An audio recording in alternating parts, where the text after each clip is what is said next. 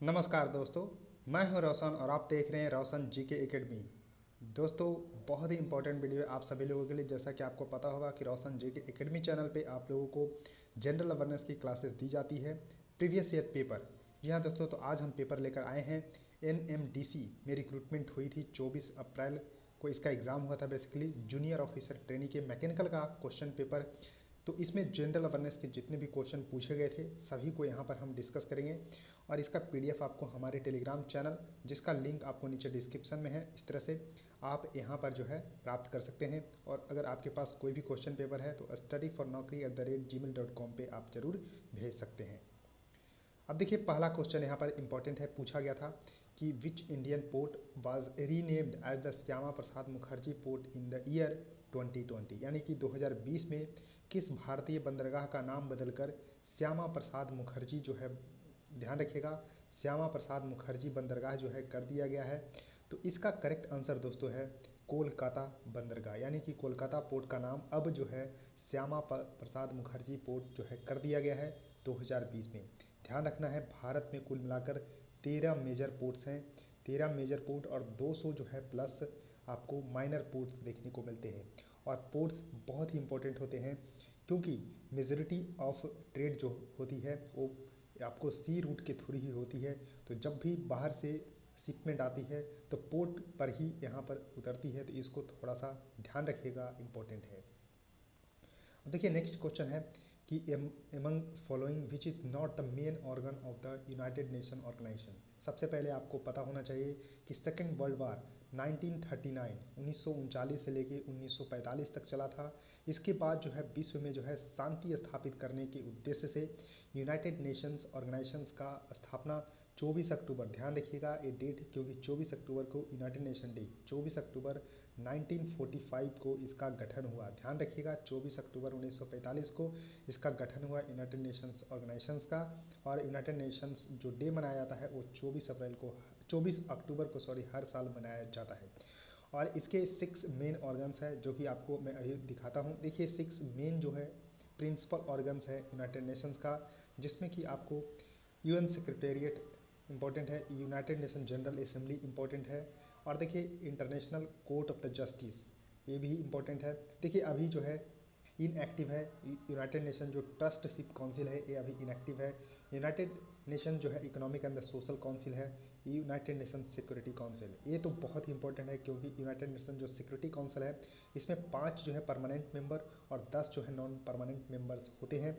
जिसको permanent member को veto power है, जैसे कि यूएसए, यूके, फ्रांस, रसिया, चाइना, ये 5 जो कंट्री हैं इनको जो है वीटो पावर मिला हुआ है, यानी कि यूनाइटेड नेशन सिक्योरिटी काउंसिल के 5 परमानेंट मेंबर है। भारत अभी इसके नॉन परमानेंट मेंबर बना हुआ है, तो इसको ध्यान रखिएगा। तो इसके देखिए 6 मेन जो है ऑर्गन्स है, ध्यान रखिएगा, United nation security council, international court of the justice, United nation secretariat, United nation general assembly, United nation ट्रस्टशिप council, United Nations economic and the social council. और सबसे मज़ेदार बात क्या है कि ये जो 6 प्रिंसिपल्स ऑर्गन्स हैं इनमें से एक का जो है यहाँ पर आपको जो हेडक्वार्टर है वो न्यूयॉर्क में स्थित नहीं है। यूनाइटेड नेशन का हेडक्वार्टर कहाँ पर है, तो न्यूयॉर्क जो अमेरिका में है वहाँ पर स्थित है। तो ये 5 जो ऑर्गन्स हैं इनका सभी का जो है हेडक्वार्टर यहाँ है, लेकिन international court of the justice का हेडक्वार्टर न्यूयॉर्क में नहीं है। तो चलिए, आप कमेंट सेक्शन में आप बताइए, आपको मैं एक टास्क दे रहा हूँ कि international court of the justice का हेडक्वार्टर कहाँ पर स्थित है। जगह और देश दोनों का नाम आपको लिखना है कमेंट सेक्शंस में। तो देखिए, अब क्वेश्चन पे आइए। तो देखिए, क्वेश्चन में आपको मैंने बताया कि ट्रस्टशिप काउंसिल ये है तो इम्पोर्टेंट है, उसके बाद सिक्योरिटी काउंसिल भी है, जनरल असेंबली भी है। लेकिन United Nation Educational Scientific and Cultural Organisation, जिसको शॉर्ट में बोलते हैं यूनेस्को, यूनेस्को ये आपको यूनाइटेड नेशन का प्रिंसिपल्स ऑर्गन नहीं है, यूनाइटेड नेशन से रिलेटेड है, उसका जो है और है, लेकिन मेन प्रिंसिपल ऑर्गन नहीं है। तो इसका करेक्ट आंसर है C is the correct answer. UNESCO इसका प्रिंसिपल्स ऑर्गन नहीं है यूनाइटेड नेशंस का। तो अब देखिए, चलते हैं सेकंड क्वेश्चन, हो गया थर्ड क्वेश्चन। देखिए, बहुत ही इंपॉर्टेंट है और इसका लगभग जो है आंसर लोग गलत करके आए हैं, जैसा कि मुझसे बात हुई है कुछ लोगों से। तो देखिए, कम्बिनेशंस ऑफ यहाँ पर आइवरमेक्टिन, देखिए आइवरमेक्टिन एक ड्रग्स है, उसके बाद डाइथी कार्बोमेजाइन सिट्रेट, डाइथीकार्बोमेजाइन सिट्रेट और अल्बेंडाजोल। यहाँ पर ये तीनों दवाई है, इसका जो है रिकमेंड किया है किस डिजीज़ के लिए, किस बीमारी के लिए WHO वर्ल्ड हेल्थ ऑर्गेनाइजेशन, इसके जो प्रमुख हैं टेड्रोस अधनोम है और WHO का मुख्यालय जेनेवा स्विट्जरलैंड में है। कहाँ है? जेनेवा स्विट्जरलैंड में है। और इसका फॉर्मेशन हुआ था 7 अप्रैल, ध्यान रखिएगा 7 अप्रैल 1948 को वर्ल्ड हेल्थ ऑर्गेनाइजेशन का गठन हुआ था 7 अप्रैल को, इसीलिए वर्ल्ड हेल्थ डे है। तो वर्ल्ड हेल्थ डे कब है? तो 7 अप्रैल को, क्योंकि 7 अप्रैल 1948 को WHO का स्थापना हुआ। इसका हेडक्वार्टर भी जेनेवा में है। इसके प्रमुख अभी हैं टेड्रोस अधनोम। तो देखिए इन्होंने रिकमेंड किया था आइवरमेक्टिन, डाइथीकार्बोमेजाइन सिट्रेट और अल्बेंडाजोल ड्रग्स को, किसके लिए? तो लिम्फेटिक फाइलेरियाज के लिए, यानी कि लसिका फाइलेरिया के लिए। तो इसका करेक्ट आंसर है सी, लिम्फेटिक फाइलेरियाज के लिए इन्होंने रिकमेंड किया था कि ये 3 जो है ड्रग्स इंपॉर्टेंट है। कोविड-19 इसका करेक्ट आंसर नहीं है। कोविड-19 लोग मैक्सिमम टिक करके आए कि सोचे कि कोविड-19 का दौर चल रहा है, तो उसका आंसर यही होगा। लेकिन लिम्फेटिक फाइलेरियाज इसका करेक्ट आंसर होगा, लसिका फाइलेरियाज। तो इसको थोड़ा सा ध्यान रखना है। अब देखिए क्वेश्चन बहुत इंपॉर्टेंट है। 2017 में इस प्रोग्राम को लॉन्च किया गया था। तो इसको लोग सोचते हैं कि ये करंट अफेयर्स का इतना पुराना क्यों है, क्योंकि ये बहुत इंपॉर्टेंट है। करंट अफेयर्स नहीं है, एक प्रोग्राम है जो कि लॉन्च किया गया था, वज्र, VAJRA। इसके फुल फॉर्म आपको थोड़ा सा ध्यान रखना है। तो विजिटिंग एडवांस ज्वाइंट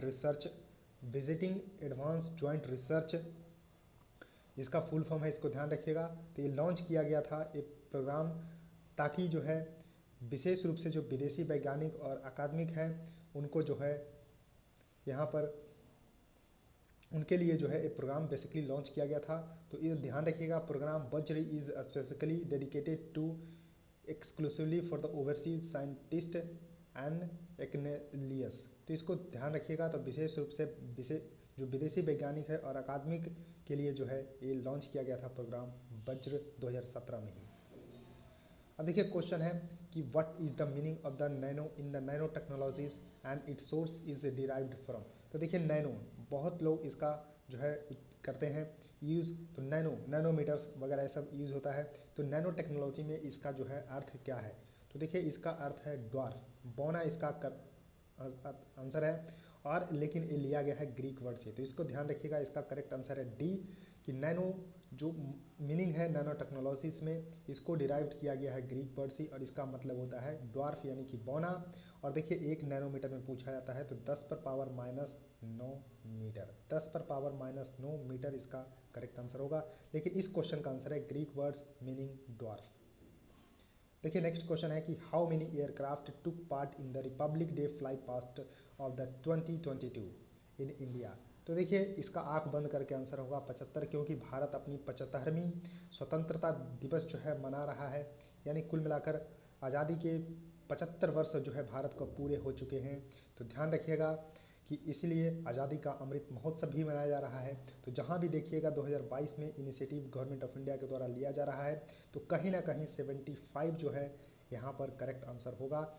तो यानी कि जो रिपब्लिक डे फ्लाई पास्ट हुआ था उसमें 75 जो है विमान ने भाग लिया था। ध्यान रखिएगा 75 जो है एयरक्राफ्ट जो है पार्ट लिया था Republic day fly past of the 2022।